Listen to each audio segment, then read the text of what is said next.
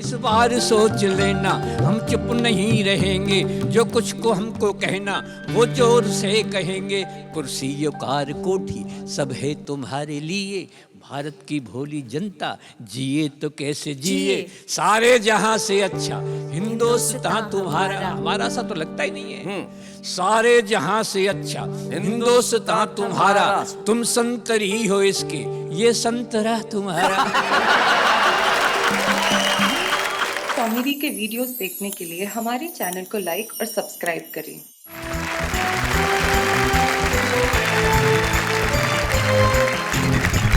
आइए मिलकर एक बार कहते हैं वाह वाह क्या बात है। वाह वाह क्या बात है हमारे इन तीन साथियों के लिए जो आज यहाँ पे बैठे हैं और बड़े खूबसूरत लग रहे हैं। क्या बात है महेंद्र शर्मा जी, 65 साल की उम्र में भी आपकी जवानी कायम है। आज भी वो शानदार आपने वेस्ट कोट पहन रखा है, गुलाबी रंग की शर्ट, आए हाय हाय हाय हाय हाय, क्या बात क्या है। कल्पना अनंत हो गई, दृष्टि दिग दिगंत हो गई। क्या बात है। आपने निहार जो लिया, जिंदगी बसंत हो गई। हाय हाय क्या बात है। महेंद्र शर्मा जी के पास है जो निश्चित तौर पे गुरु हैं, क्योंकि टीचर है, पढ़ाते हैं और बड़ी मेहनत करते हैं। इसमें कहते हैं मुझे कोई शक नहीं कि नई पीढ़ी में अगर सबसे परिश्रमी कवि कोई है तो वो प्रवीण शुक्ल है। भाई क्या बात है, हम जोरदार तालियों से स्वागत करते हैं प्रवीण शुक्ल। और ये तो उम्र से भी गुरु ही हैं जो बैठे हैं, अलबेले हैं, बहुत गुरु आदमी है। जवानी और बुढ़ापे में बड़ा संघर्ष होता है, हाय हाय ये मन की मौज मस्ती है, चरम उत्कर्ष होता है। हाय बुढ़ापे पे न जाओ, मन कभी बूढ़ा नहीं होता। और बुढ़ापे का दीवानापन बड़ा डेंजरस होता है। बुढ़ापे का दीवानापन बड़ा डेंजरस होता है। बिल्कुल ठीक कहा पदम अलबेला ने। और महेंद्र शर्मा हमारे उदाहरण है जो वस्त्रों से भी और विचारों से भी आज तक जवान है, तो हम चाहते हैं उनकी जवानी की झलक यहाँ कुछ देखने को मिले। हमारे बीच में है महेंद्र शर्मा, जोरदार तालियों के स्वागत करें।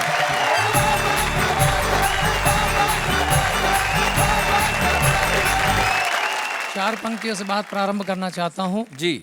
कोई कह रहा था लड़का कि तेरी जुदाई में नींद नहीं आती, चैन खोता है, दिल रोता है। अच्छा। लड़की बोली डॉक्टर से चेक करा ले, डेंगू बुखार में ऐसा ही होता है। जब वो गाने चलते थे, चुपके से दिल दे दे वरना शोर मच जाएगा, वो चुपके से आती थी, दिल दे जाती थी, शोर मचता ही नहीं था। और आजकल दिल हाथ में लिए फिर रहे हैं और शोर मचा रहे हैं, एक बार आजा आजा आजा। ये हो गया। तब चार पंक्तियां कहना चाहता हूं कि पहले इरादे, फिर वादे, फिर हाव भाव से। आजकल प्यार ये हो गया है जी। वह उसे डेटिंग पे ले गया बड़े चाव से और बीच समंदर ले जाकर किया प्यार का इजहार, आई लव यू कह दे वरना उतर जा मेरी नाव से। क्या बात है, क्या तरीका है। पदम जी कह रहे थे बुढ़ापे का प्यार बड़ा डेंजरस होता है जी। भावना इनकी शब्द मेरे जी कि गैस सी बनने लगती है मुलाकात के बाद, गैस सी बनने लगती है इस उम्र में।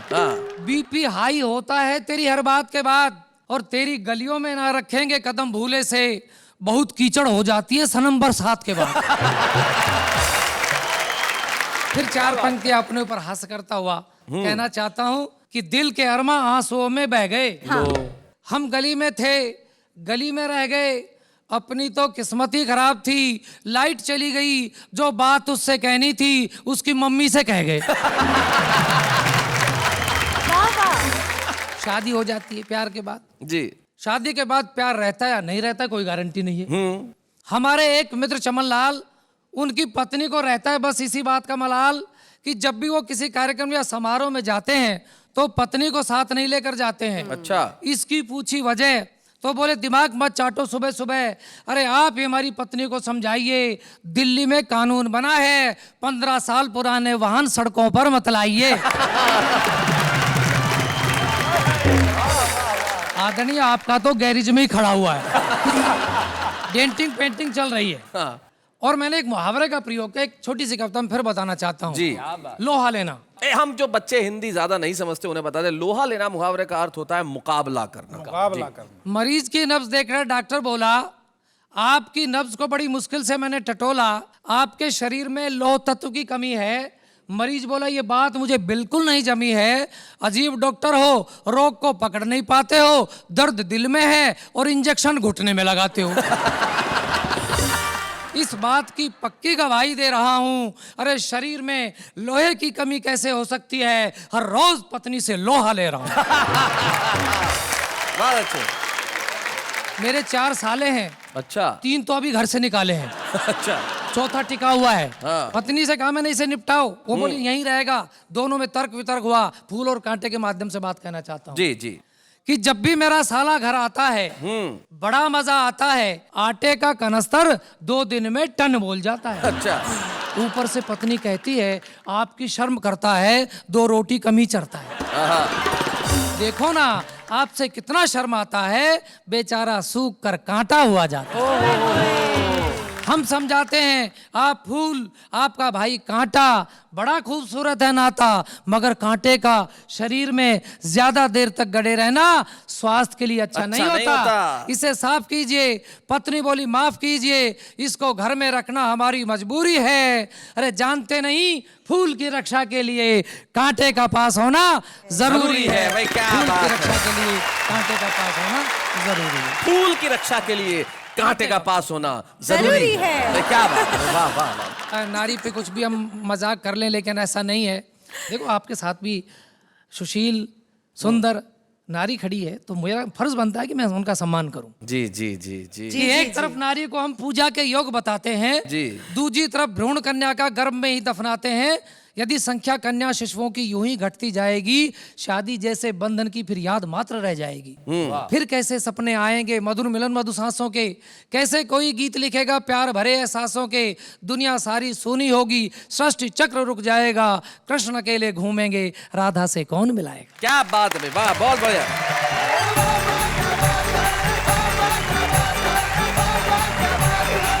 बहुत बढ़िया महेंद्र भाई, बहुत सही कहा आपने। इन दिनों स्थिति ऐसी हो गई है, मोहब्बत की भी जमाने की भी, लेकिन आपने जो उस पर व्यंग किया और आपने जो अपनी हंसी की बातों से हम सबको हंसाया, उसके लिए हम आपके बेहद आभारी हैं कि आप यहाँ तक आए। महेंद्र शर्मा जी, और अपनी कविताएं सुनाइए। एक शायर का शेर याद आ जाता है, वो कहते हैं कि जब तक बिका न था कोई पूछता न था, तुमने मुझे खरीद के अनमोल कर दिया। वाह वाह क्या बात है। एक ऐसे ही मोती हमारे बीच में है जो अनमोल है, जिनका नाम पदम अलबेला है, जो कहते हैं कि बुढ़ापे का जो इश्क बड़ा डेंजरस होता है। और क्या क्या होता है ये अलबेला जी से सुन ले तो कुछ बात हो। पदम अलबेला जी आइए जरा।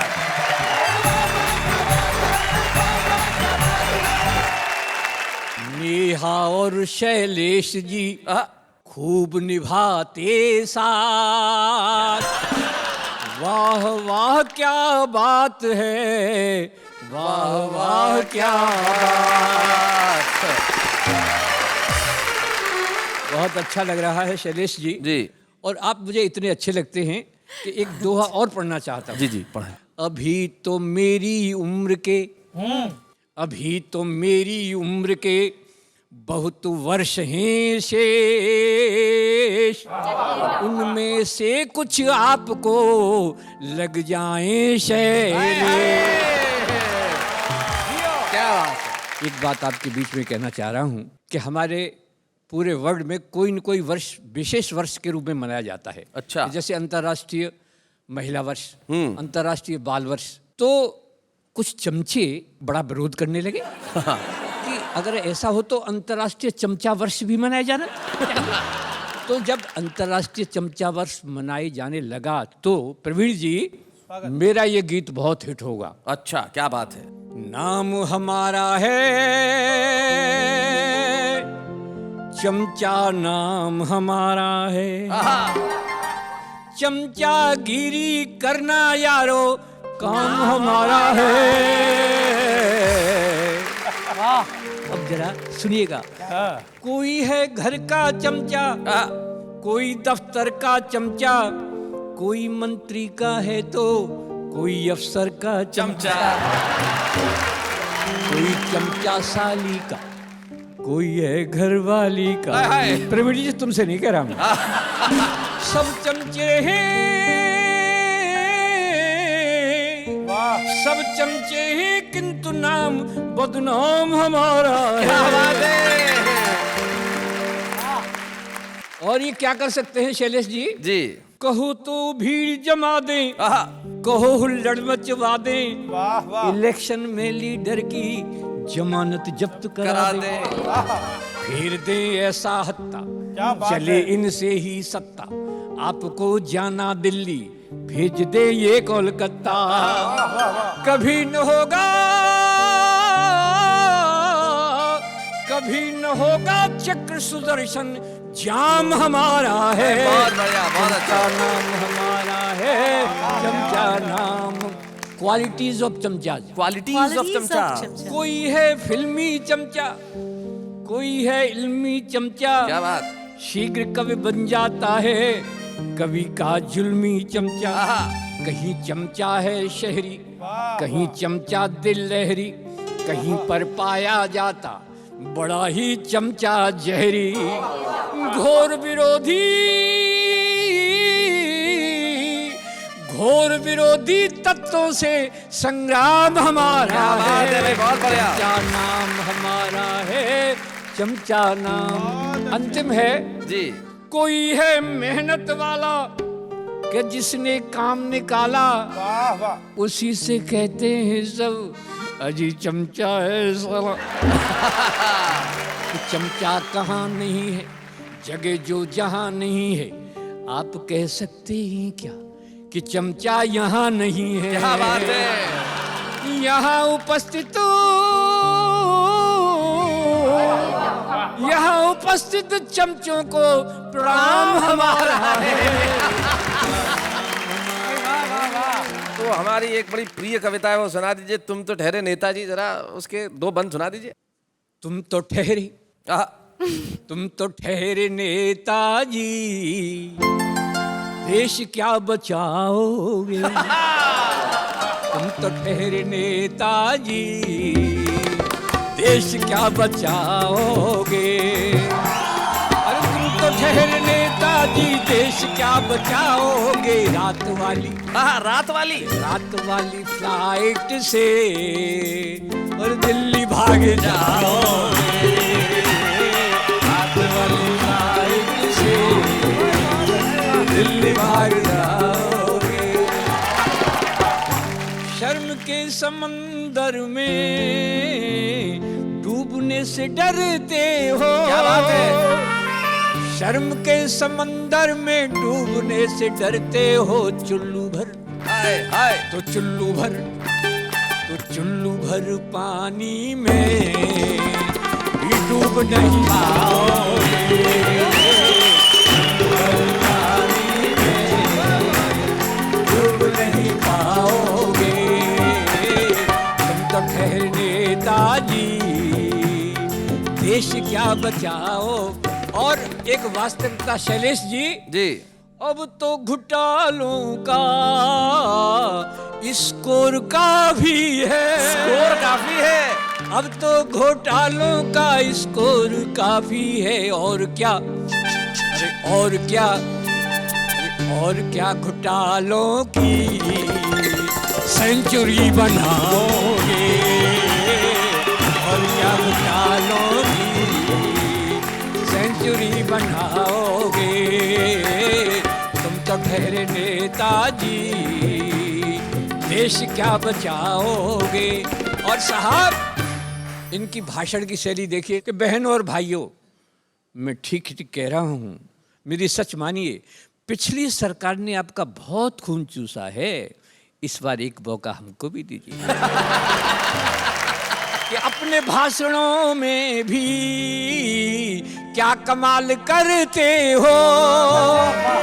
अपने भाषणों में भी क्या कमाल करते हो। रैलियों की, अरे रैलियों की, अरे रैलियों की थैलियों से और कितना कमाओगे। और साहब, शैलेश जी क्या कहना चाह रहा हूँ जी कि अब तो सीबीआई के हाथ बड़े लंबे हैं। अब तो सीबीआई के हाथ बड़े लंबे हैं। जेल चले, अरे जेल चले, जेल चले जाओगे तो बहुत याद आओगे। जेल चले जाओगे तो बहुत याद आओगे। और अंतिम सुन लीजिएगा कि अब के वोट मांगने जो मेरे गांव आओगे।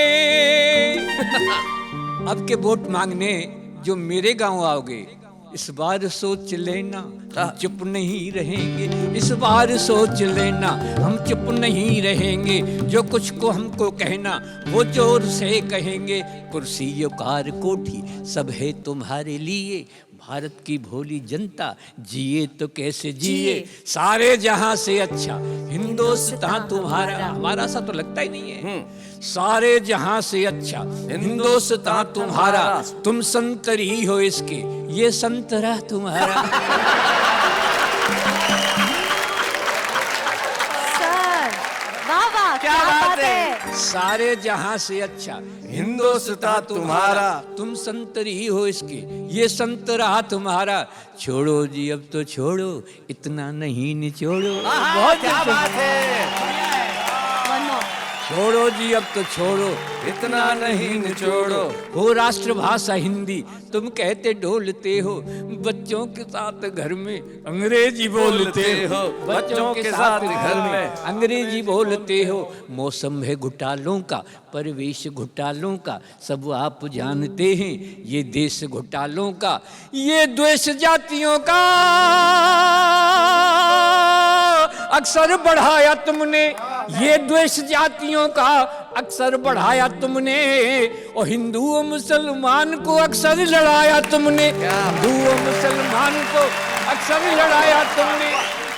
अब के जो वोट मांगने मेरे गांव आओगे, इस बार हार जाओगे। तो झुंझुना बजाओ, झुंझुना बजाओगे। हार जाओगे, तो झुंझुना बजाओ। और शैलेश जी, इनके हाथ में आके अगर झुंझुना टूट भी गया, टूट गया झुंझुना भी तो फिर भैंसिया चराओगे। तुम तो मेरे नेताजी देश क्या बचाओगे। तुम तो ठहर नेताजी देश क्या बचाओगे। रात वाली फ्लाइट से दिल्ली भाग जाओ।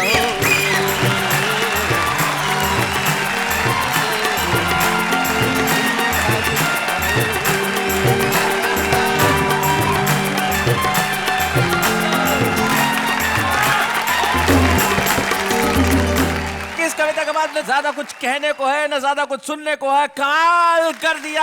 अलबेला जी, आपने कविता सुनाई, आप बड़े प्रवीण है अपने काम में। और हमारे पास भी एक प्रवीण है जो अद्भुत है, अनुपम है, अद्वितीय है अपने छंदों से। वो आपको हंसाने के लिए तैयार है। क्या आप ताली बजाने के लिए तैयार है? प्रवीण शुक्ल।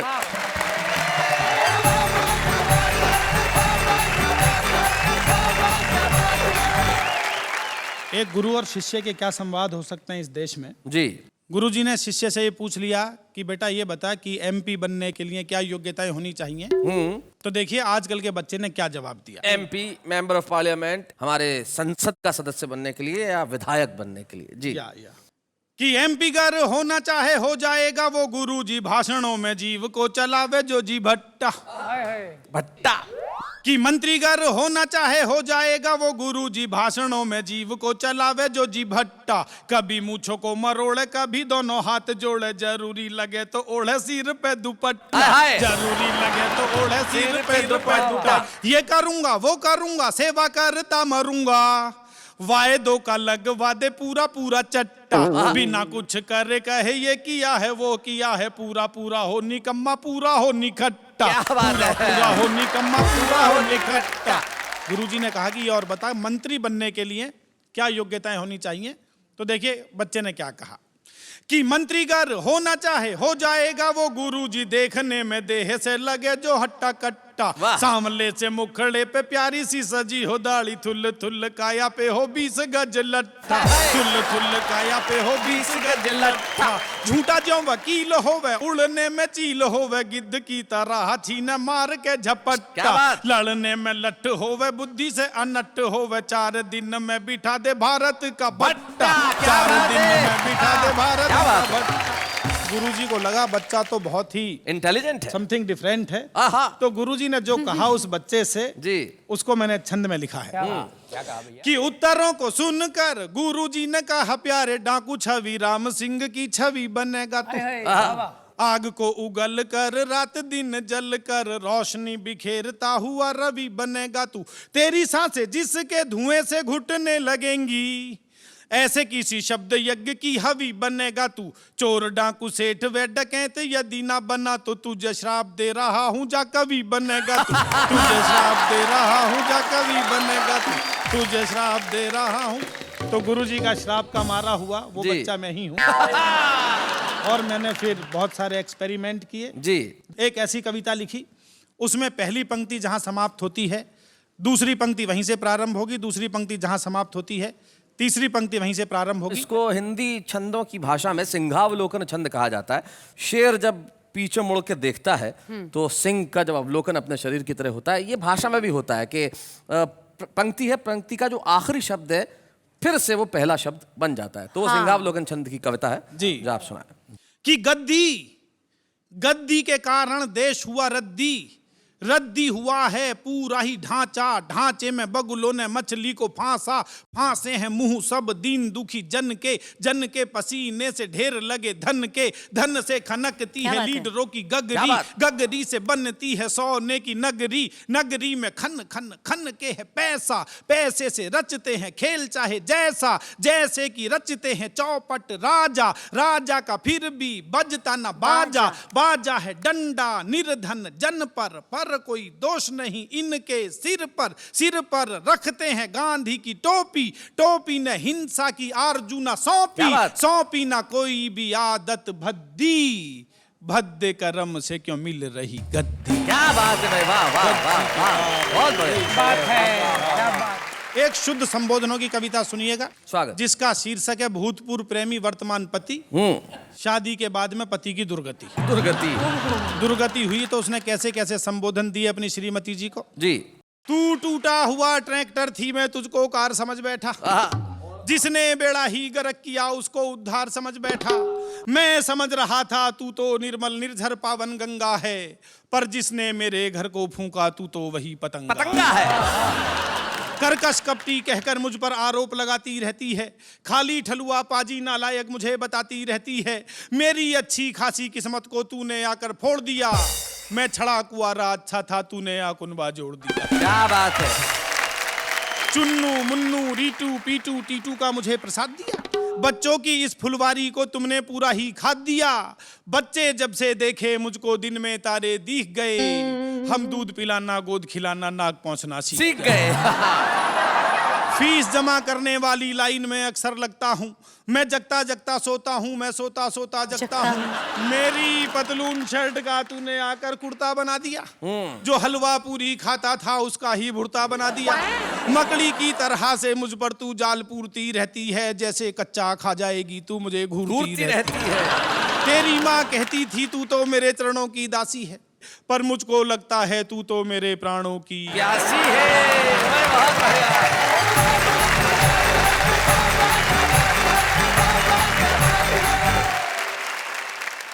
भाई इतने संबोधन आपने दिए अपनी कविताओं में कि आपके लिए मेरे पास कोई संबोधन नहीं बचे। लेकिन आपका नाम ही काफ़ी है। आप प्रवीण हैं, आप निष्णात हैं, आप एक्सपर्ट हैं, आप कमाल हैं, आप अद्भुत हैं, आप अनुपम हैं, आप अद्वितीय हैं, आप अच्छे हैं, आप बहुत बढ़िया हैं, आप कवि ही कमाल के हैं। भाई क्या बात है प्रवीण, बहुत बढ़िया।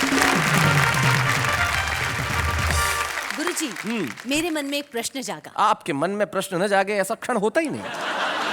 गुरुजी आप ये बताइए क्या आपने अपने गुरु की कभी क्लास ली है, यानी अपने गुरु के साथ कोई मस्ती या कोई सबक सिखाया है उनको? मतलब आप क्या चाहती हैं कि मैं आपको ऐसा कोई गुर सिखाऊं कि आप मुझे सबक सिखाएं? नहीं मतलब बताइए ना प्लीज। मैंने तो नहीं, लेकिन मेरे एक दोस्त ने बड़ा कमाल किया था। उसने एक बार स्कूल में जब क्लास चल रही थी तो उनके गुरुजी ने कहा कि जो मेरे सवाल का जवाब देगा मैं उसे अभी घर जाने की इजाजत दूंगा। ये सुनते ही मेरे दोस्त ने अपना बस्ता खिड़की से बाहर फेंक दिया। गुरुजी ने पूछा किसने फेंका? वो दौड़ के लाया, सर मैंने फेंका, मैंने सवाल का जवाब दिया, घर भेजो। बड़े कमाल के आपके दोस्त। अरे मेरे दोस्त तो कमाल के हैं। ऐसे ऐसे गुर आते हैं मेरे दोस्तों को जिसके एक हमारे दोस्त और हैं, उनका एक गुर बड़ा कमाल का है। जब देखो भिड़ते रहते हैं। भिड़ते रहते हैं। जी, बच्चों तक से भिड़ जाते हैं। Should I guess or you're telling me? आप कोशिश कीजिए, कौन हो सकते हैं वो? भिड़ते रहते हैं, भिड़ जाते हैं, और खास तौर पे बच्चों से भिड़ते हैं, खास तौर पे बच्चों से भिड़ते हैं, उन्हें ट्यूशन भी पढ़ाते हैं, उन्हें ट्यूशन भी पढ़ाते हैं। कभी कभी अचार की डिलीवरी भी करते हैं। गुरुजी आंसर यहाँ तक है, बस हेल्प कर दीजिए, बाहर आ जाए। हाँ, यही तो गुरु होता है, सब हिंट दे देता है और उसके बाद उत्तर स्वयं बताता है। तो मैं बताता हूँ, आ रहे हैं हमारे स्पेशल गेस्ट, तारक मेहता का उल्टा चश्मा के भिड़े यानी कि मंदार चंद्रावकर।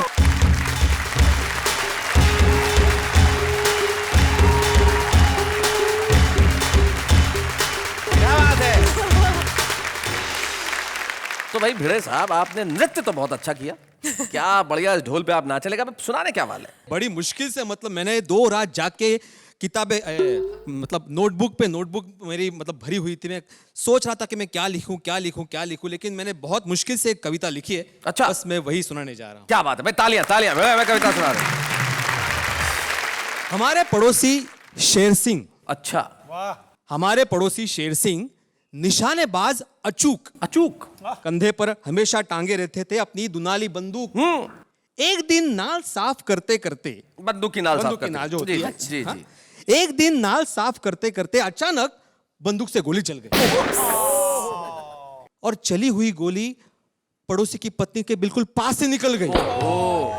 पड़ोसी चिल्लाया, भाई पड़ोसी चिल्लाया, शेर सिंह के बच्चे, तूने मेरी पत्नी पर निशाना लगाया, तुझे अभी बताता हूं और तेरे खिलाफ थाने में रिपोर्ट लिखवाता हूं। बिल्कुल सही है, हाँ। कोई भी ऐसा ही करेगा। हाँ। पड़ोसी का गुस्सा देखकर शेर सिंह विनम्रता से बोले, सर थाने में बिल्कुल भी मत जाइए, थाने में बिल्कुल भी मत जाइए, समस्या को यही सुलझाइए। आप मुझसे इसलिए नाराज है क्योंकि मैंने आपकी पत्नी पर गोली चलाई। अच्छा। आप अपना गुस्से को पूरी तरह उतार दीजिए। यदि बदला ही लेना है तो मेरी पत्नी को गोली मार दीजिए। तो वैसे बाय द वे किसकी कविता है ये? अभी आप कवि से पूछ रहे कविता किसकी है? आप ओहो, कमाल है आप भी। मैं कवि से पूछ चुका हूँ, इसलिए बता रहा हूँ और आपसे पूछ रहा हूँ कि किसकी कविता है। यही मेरी समझ लीजिए, अभी क्या हम मेरी समझ लीजिए। शिक्षक बन के पर्ची काटना अच्छी मेरी बात नहीं आपने है। प्रवीण शुक्ल का नाम सुना है? हाँ, वो कविता पढ़ने के बाद नीचे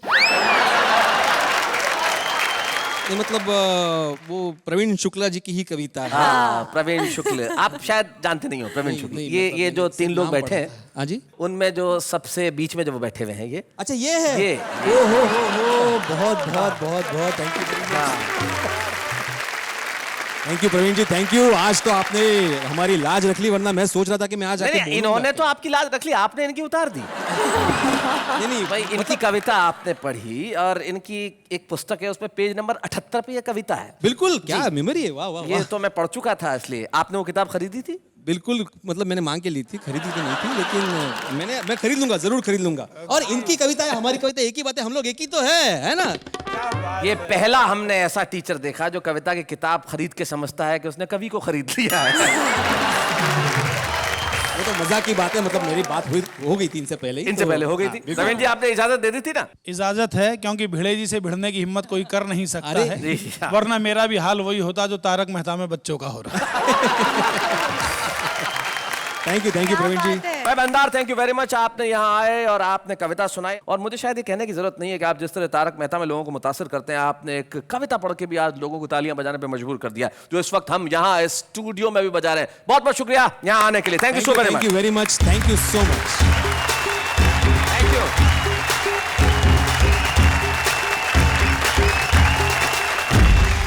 गुरुजी जी, कभी ऐसा भी होता होगा कि कोई शिष्या अपने गुरु से आगे निकल जाती होगी? लेकिन आपके केस में ऐसा होना थोड़ा मुश्किल लग रहा है। कभी कभी ऐसा होता है कि शिष्य जो है वो अपने गुरु की उम्मीद से कहीं ज्यादा होनहार निकल जाता है। हाँ। और ऐसे ही शिष्यों को हम कहते हैं छुपा रुस्तम। वाह वाह, क्या बात है कि मंच पे हम एक ऐसे सेगमेंट को लेकर आए हैं जो बेहद लोकप्रिय है, कविता के छुपे रुस्तम। और इसी श्रृंखला में आज हम एक ऐसे प्रतिभाशाली कवि को बुला रहे हैं जो आगरा से हमारे बीच में आते हैं और जिनका नाम है शशांक प्रभाकर। Please welcome.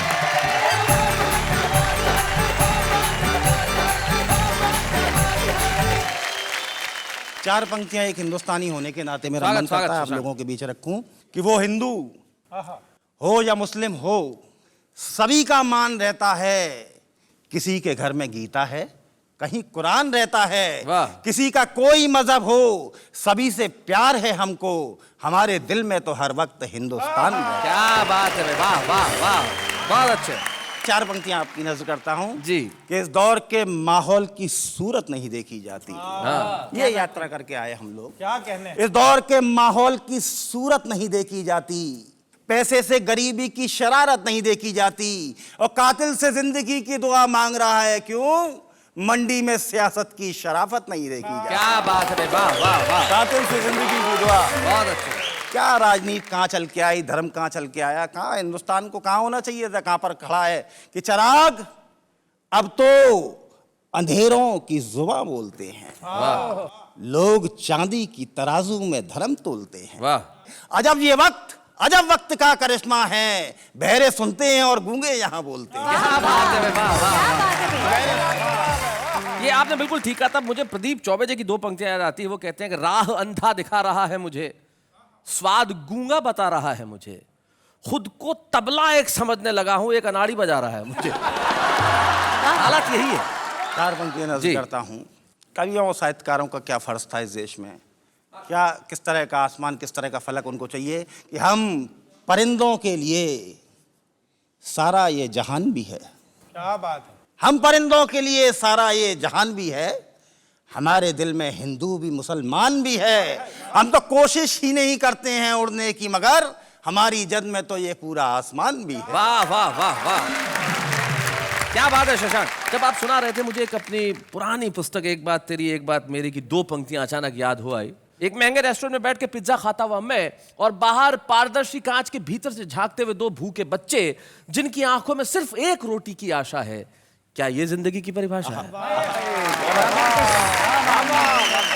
और आज हमें बड़ी खुशी है कि बाबा क्या बात है कि मंच से हम एक ऐसे कवि को सारी दुनिया को सौंपने जा रहे हैं जो कल प्रभाकर बन के चमकेगा। शशांक प्रभाकर को हम एक स्मृति चिन्ह दे रहे हैं। हमारी ओर से जोरदार तालियों से हम स्वागत करें शशांक प्रभाकर।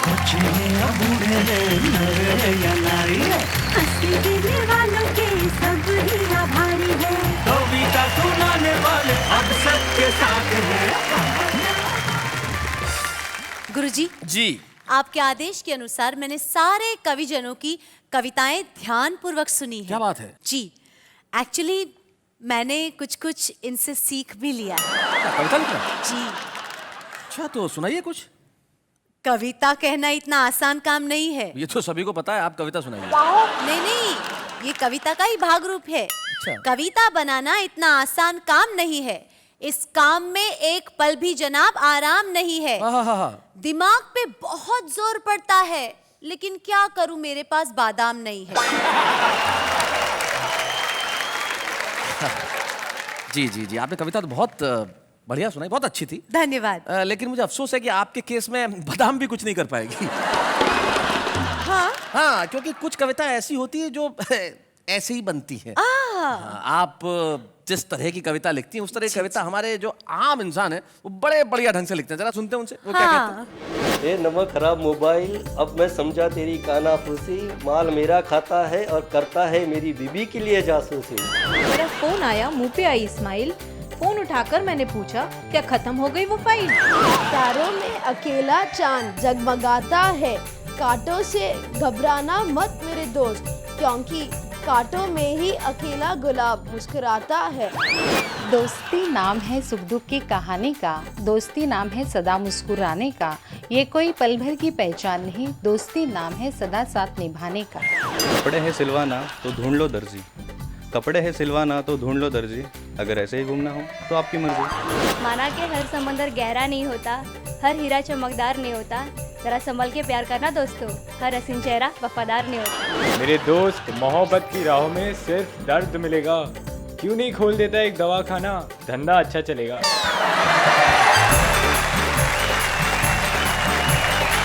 भाई क्या बात है, ये जो हमारे आम इंसान कविताएं करते हैं बिल्कुल वैसी होती है जैसी आप कहते हैं कि मेरे पास बादाम नहीं है। भाई वाह, और ऐसी कविताओं का कोई अंजाम नहीं है, लेकिन कोशिश करना बड़ा आवश्यक है।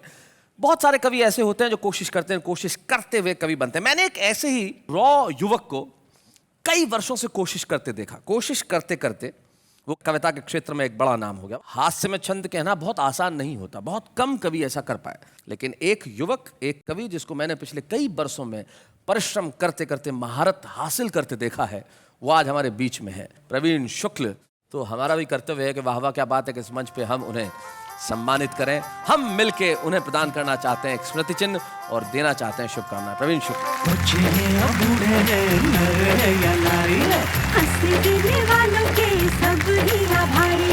कविता सुनाने वाले अब सबके साथ हैं। जैसा कि परंपरा है कि जिसका हम सम्मान करते हैं उसके परिवार का कोई ना कोई सदस्य यहाँ उपस्थित होता है, और हमें बड़ी खुशी है कि संजना भाभी आज यहाँ उपस्थित हैं, और साथ में प्रवीण के जीजा आदेश शर्मा भी, हम चाहते हैं दोनों यहाँ पर। स्वागत है संजना आपका और आदेश जी आपका भी। क्या बात है, नमस्ते। कैसी हैं? बहुत अच्छे। इतने कवि सम्मेलन में जाते हैं प्रवीण, जब कवि सम्मेलन में जाते हैं कैसा क्या महसूस होता है आपको? जब कवि सम्मेलन में जाते हैं तो दिखाते हैं मुझे अंगूठा, मैं भी कहती हूँ जाओ जाओ, तो मुझसे 2-4 दिन के लिए मेरा पीछा छूटा। 2-4 दिन के लिए पीछा छोड़ के जाओ। मैं बहुत अच्छे। घर में भी क्या आपको कविताएं सुननी पड़ती हैं इनसे? दुनिया भर में जो भी कुछ सुना के आते हैं वो सबको सुनाते हैं, लेकिन घर में आके तो मेरी सुननी पड़ती है। हमारे साथ आपके जीजा जी भी, आदेश जी, आप कुछ कहना चाहेंगे? प्रवीण जी के अंदर बहुत ही बेहतर क्वालिटीज़ हैं, और उन सारी क्वालिटीज़ में एक बहुत खास बात यह है, वो है इनकी पॉजिटिव नेचर। क्या बात है। और उसी पॉजिटिव नेचर को ध्यान में रखते हुए मैंने इनके लिए 4 पंक्ति लिखी हैं। अरे वाह, सुनाइए। बी पॉजिटिव, इनकी नेचर भी पॉजिटिव, आए जो इनके पास, मिल जाए जो इनका साथ, हो जाए वो भी पॉजिटिव, हो जाए वो भी पॉजिटिव। क्या बात है। और मेरी शिष्या कुछ कहना चाहती है? हाँ, मैं कब से कहना चाहती हूँ कि गुरुजी, आचार्य श्री जी, आप इतना ज्ञान देते हैं मुझे, सौभाग्य है हमारा। आप गुरुदक्षिणा में क्या लेना चाहेंगे? गुरुदक्षिणा में मैं सिर्फ इतना कहूंगा, एक शेर जो सिर्फ आपसे नहीं सारी दुनिया से कहूंगा कि जिंदगी में हंसी बड़ी जरूरी है, तो सिर्फ किसी शायर का एक शेर मुझे याद आता है कि उदासी के चेहरे पढ़ा मत करो और गजल आंसुओं से लिखा मत करो। हंसते रहो और कहते रहो वाह क्या बात है।